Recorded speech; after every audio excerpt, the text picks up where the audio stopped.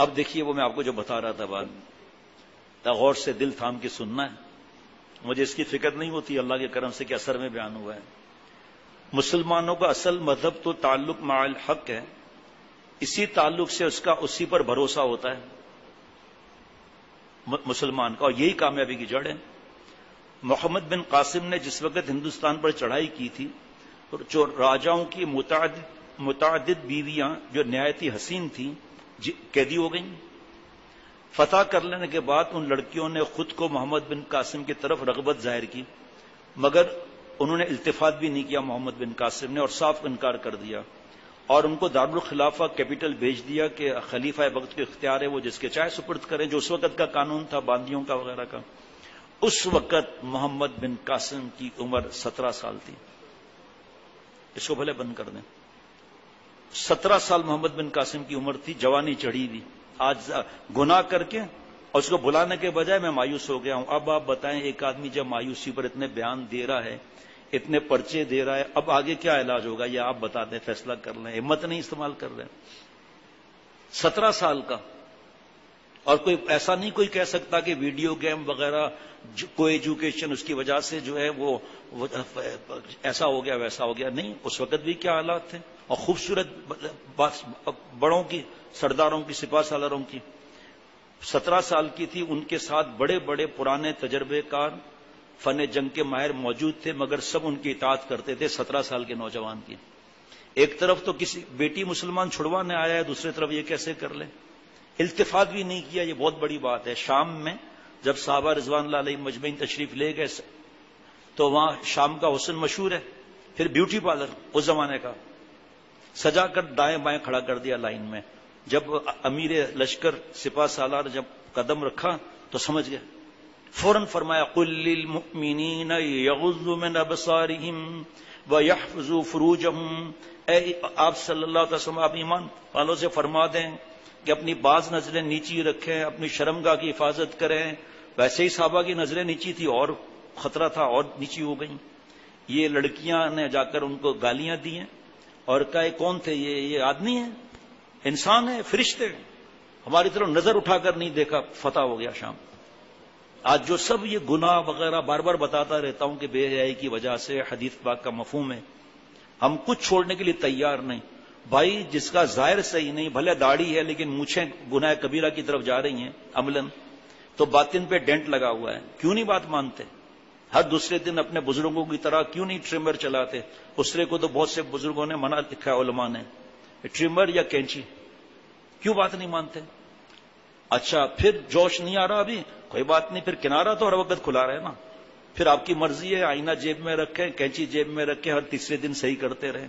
ابھی ایک صاحب یہاں بیٹھے تھے، 3-4 دن لگائے تھے، چھٹیاں تھیں، علم حاصل کر رہے تھے، علم حاصل کر رہے ہیں مدرسے میں.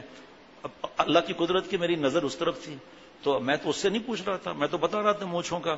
مجھے صحیح تھی، کنارہ کھلا ہوا تھا. میں نے کہا ہمارے دوست جو روزانہ کا تعلق ہو یا نہ ہو، کسی درجے کا بھی ہو، اور بتاتے کیوں نہیں ہے کہ اول کیوں نہیں؟ ہاں جو لڑکے امرد ہیں نا، 17 سال کے 18 سال کے ہیں، وہ مجھے نہیں کاٹ سکتے، ہر وقت کنارہ کھلا رہے گا. 19 سال کے ہیں، کنارہ کھلا رہے گا. 22 سال کے ہیں لیکن چہرے پر میلان اور کشش ہے جس کا اب تفصیل کا موقع نہیں، ان کو کنارہ کھلے رکھنا ہے. جیسے آپ ہمارے یہاں دیکھیں گے کچھ کا مونچھیں ہوں گی، تو آپ کیوں مونچھیں رکھ کر بیٹھے بھائی؟ ہمیں فائدہ بتاؤ، ہم آگے بتائیں، آپ کو ثواب ملے گا. فجر میں وقت لگا رہے تھے، فجر میں دیکھتا ہوں مونچھوں گلڈا صاف. یہ ہے صحابہ رضوان علی مجمعین کی نقل. سمعنا واطعنا. جب پتہ چل گیا ایک بات کا، چلو پتہ نہیں تھا یہ بھی تو ہم بول نہیں سکتے نا، جب پتہ چل گیا اب کیا مسئلہ ہے؟ یہ کیوں عادت ہمارے اندر نہیں آتی کہ سن لیا عمل کریں گے تو ایک نیکی دوسرے نیکی کو کھینچے گی؟ میں تو اس پر پورا حضرت نے جو سکھایا تھا نا اس پر اللہ بیان کرا دے صرف، تاکہ میں بھی سدھر جاؤں، میرا دل بھی بدت صحیح بن جائے.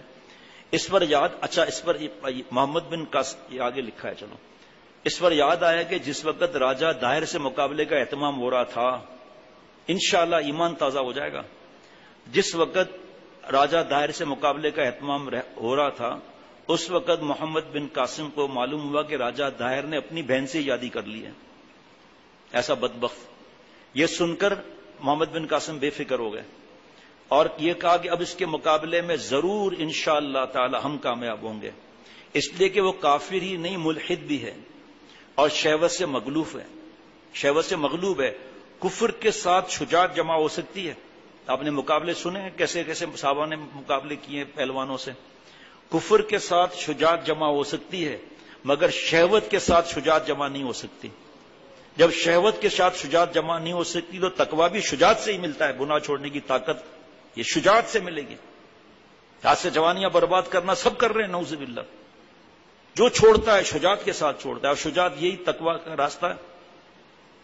کیا عجیب جملہ ہے. میں تو اتنا زیادہ مست ہوا ہوں اثر سے کہ اور یہ جو ہم لوگ گناہ نہیں چھوڑ رہے سانڈ کی طرح بار بار گناہ کر رہے ہیں ہمارے لیے جوتا ہے. یہ فرمایا کہ شہوت سے مغلوب ہے. یہ کفر کے ساتھ تو شجاعت جمع ہو سکتی ہے مگر شہوت کے ساتھ شجاعت جمع نہیں ہو سکتی. داڑھی کیسے رکھ لوں لوگ کیا کہیں گے.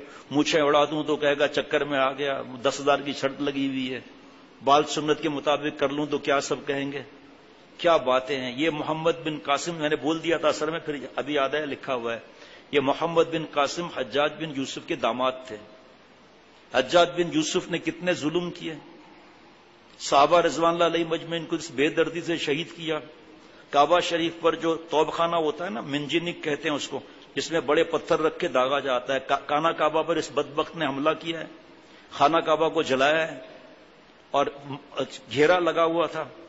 کیا بھائی حضرت عبداللہ بن زبیر رضی اللہ تعالیٰ عنہ نا حضرت ابو بکر صدیق رضی اللہ تعالیٰ عنہ کے نواسے شہید ہوئے گردن کٹی. آپ صلی اللہ علیہ وسلم کے نواسے شہید ہوئے گردن کٹی. کیسے کیسے ظالم نے ظلم کیا کہ آپ سوچ نہیں سکتے. آپ کس طرح ان کی گردن مبارک کاٹ کر کیا کروں لکھا ہوا اس لیے بتا رہا ہوں یہودی کے قبرستان میں ڈال کر آ گیا ظالم. اور جسم مبارک رکھا وہاں پر کہ سبق حاصل کرو. سبق کیا حاصل کرتے. لوگ رو رہے تھے دعائیں دے رہے تھے اور ایمان لا رہے تھے. کچھ لوگ کہ خوشبو آ رہی ہے کچھ بھی نہیں ہوا. پھر وہاں سے اللہ معاف فرمائے جسم مبارک ہٹا لیا. ان کے بھائی یا رشتہ دار پھر آگے گئے وہاں جہاں سے جا کے پرچہ لے آئے. پتہ نہیں کتنے دن لگ کے خوشبو ہی خوشبو آتی رہی جسم سے. اب سننا ذرا اتنا اور ظلم کی داستان ہے اس کی بھائی. خانہ کا اور حضرت ابو بکر صدیق رضی اللہ عنہ کی اہلیہ اور بڑھیا اس سے کیا بدماشی کی اس بدبخت نے. اور پھر بڑھیا کے پاس حضرت عبداللہ بن زبیر رضی اللہ تعالیٰ اپنی والدہ بوڑھی کے پاس آئے اور آ کر کہا ماں آپ چاروں طرف سے گھر چکے ہیں. چند لوگ ہیں باقی سب شہید ہو گئے ہیں. اب آپ جیسے حکم دیں. سو دیکھنا تھا ماں کا دل کیا ہے. کہا بیٹا کس چیز کا حکم دوں. میں تمہاری شہادت کا انتظار کر رہی ہوں. کس چیز کا حکم دوں. کہا میں بینائی کمزور تھی. کہا میں تو کفن پہن کے ہی تو آیا ہوں. آخری سانس تک ان کے ساتھیوں نے اور حضرت عبداللہ بن زبیر وہ کیا سنا چکا ہوں 2-3 دفعہ آنسو نہیں رکتے. جس دروازے سے خانہ کعبہ کے وہ آتے اکیلے حضرت عبداللہ بن زبیر رضی اللہ تعالیٰ مار کے آگے تک پھر اندر آ جاتے. پھر دوسرے دروازے سے پھر ظالم نے پتھر برسائے. ایک اینٹ آ کر لگی. کیا ظلم ہوا ہے آپ سوچ بھی نہیں سکتے. حجاج بن یوسف کے کہنے پر کھانا پینا بند کر دیا اور گولے برسائے خانہ کعبہ پر آگ لگائی ہے. یہ کسے کہنے کی باتیں تھوڑی ہے. جو لگا ہوا ہے موویوں میں سارے رات جاگنا سارا دن سونا انہیں کیا معلوم کہ کیا حالات ہیں ہم تک دین کیسے پہنچا. اب سننا ذرا ہوں کہ مگر شہوت کے ساتھ شجاعت جمع نہیں ہو سکتی. یہ محمد بن قاسم حجاج بن یوسف کے داماد تھے. ہاں وہ لڑکیاں بھیج دی نا اس میں ایک حسین تھی.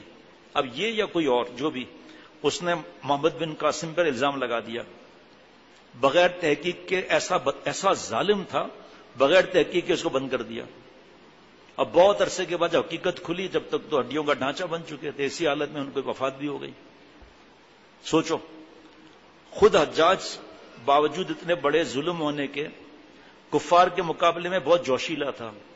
خود ظلم تک مسلمانوں پر کرتا تھا مگر اہمیت اسلام اور غیرت اسلام بھی قلب میں بیعت تھی. دوسرے مسلمانوں کو ستائیں کوئی برداشت نہیں کر سکتا تھا اور یہ برداشت کر لیا. ذرا دیکھنا ذرا. لیکن یہاں حضرت تھانوی رحمۃ اللہ دوسری بات سکھا رہے ہیں. اور عبادت کی رغبت میں اس شخص کی یہ حالت تھی کہ شب میں 300 نفلیں پڑھتا تھا. دیکھیے اس وقت کے ظالم بھی ایسے ہوتے تھے. لیکن اب حیرت ہوتی ہے کہ 300 نفلیں پڑھنے میں تو تمام شب بیداری رہتی ہوگی پھر اس نے ظلم کیے. اب یہاں پر اتنا مضمون ہے میں ابھی دعا کر رہا ہوں اور انشاءاللہ تعالی ہمارے ساتھی تو فوراً ہی سمجھ جائیں گے میں کیا کہنا چاہتا ہوں. شیطان نے کتنے لاکھ برس عبادت کی.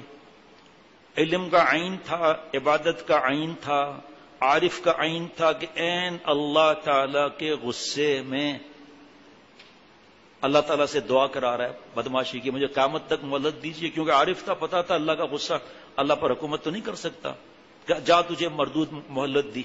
تفصیل قرآن پاک میں بیان ہوتی رہتی ہے، اور کبھی اللہ اور بیان کرائیں گے، لیکن اس کا کام بنا، کیونکہ ایک عین نہیں تھا، عاشق کا عین نہیں تھا۔ ایسے ماحول میں، ایسے حالات میں، فرشتوں کے ساتھ جنت وغیرہ، مردود ہوا۔ اب 300 نفلیں پڑھتا تھا، برباد کیوں ہوا؟ کہ اس کا کوئی مربی نہیں تھا، کوئی شیخ نہیں تھا، کسی سے مشورے کی سنت نہیں، استخارہ نہیں کہ کس کی اولادیں ہیں۔ ظالم آپ صلی اللہ علیہ وسلم نے سب سے زیادہ محبت حضرت ابوبکر صدیق رضی اللہ تعالیٰ سے تھی۔ سارے صحابہ رضوان اللہ علیہ مجمعین جتنے انبیاء علیہ الصلوۃ والسلام کے تھے، اور یہ سب سے بڑا رتبہ ان کا تھا، مرتبہ۔ کیوں؟ جان، مال، اولاد سے ہر وقت فدا، اس کے خون کا خیال نہیں کیا، اور وہ تو خانہ کعبہ پر ظلم کر بیٹھا۔ بس میں نے کیا بتاؤں، نام بتاتے بھی تو نہیں ہے نا، ہمیں منع ہے نا کہ کیسے ظلم ہوا، کیا ہوا، کہ ان سے بہرحال میں خاموش رہتا ہوں اس معاملے میں۔ تو آپ یہاں بیان ختم کرتا ہوں، یہ اتنا عبادت گزار ہو کر، اور کیسے کیسے اس نے ظلم ڈھائے ہیں، اور وجہ اپنے 300 نفلوں پر ناس، 300 نفلیں، بہرحال مفتی صاحب فرماتے ہیں رکعت کہنا چاہیے، یہاں جو لکھا ہے حضرت مجدد کا وہی عرض کر رہا ہوں، 300۔ آپ سوچو کہاں عبادت گئی، کہاں دعائیں ہوئیں، لیکن کھوپڑا الٹ گیا۔ اللہ تعالیٰ اس پر کیا مضمون ہے، کتاب لے لیں 470 کی کتاب، ابھی صفات کی، پیسوں کی نہیں، صفات کی، ابھی چاہیے ابھی لے لیں، کوئی منع نہیں۔ اس کو انشاءاللہ فجر میں بھی اللہ بیان کرا دے، اور جمعے میں تھوڑا یہ نظر کی حفاظت پر کے دیکھو، آپ کے 17 سال کا نوجوان، اتنی لڑکیاں مل رہی ہیں مفت میں، کون سا حجاج بن یوسف کو پتا چل جاتا سینکڑوں میل دور کا، پتا بھی چل جاتا تو کیا کر لیتا، کا کوئی مسئلہ نہیں۔ ہمیں تو خیر یہ نہیں پتا وہ کیا بولتا نہیں بولتا، لیکن سوچو تو صحیح، اتنی ساری حسین لڑکیاں، 17 سال کی عمر، اور فتح کیا ہے تو وہاں بڑوں کے پاس کتنی ان کی عزت ہو گئی، لیکن نہیں۔ اور پھر ابھی اچانک، حالانکہ اثر میں بھی بیان ہوا تھا، لیکن صحبت صالحین کی طرف دھیان نہیں گیا، ابھی اللہ نے دھیان دلا دیا۔ اللہ تعالیٰ اپنی رحمت سے مجھے ہم سب کو اللہ والا بنائے، عافیت سے رکھے۔ جی کیا ہے؟ ٹھیک ہے۔ ربنا تقبل منا انك انت السميع العليم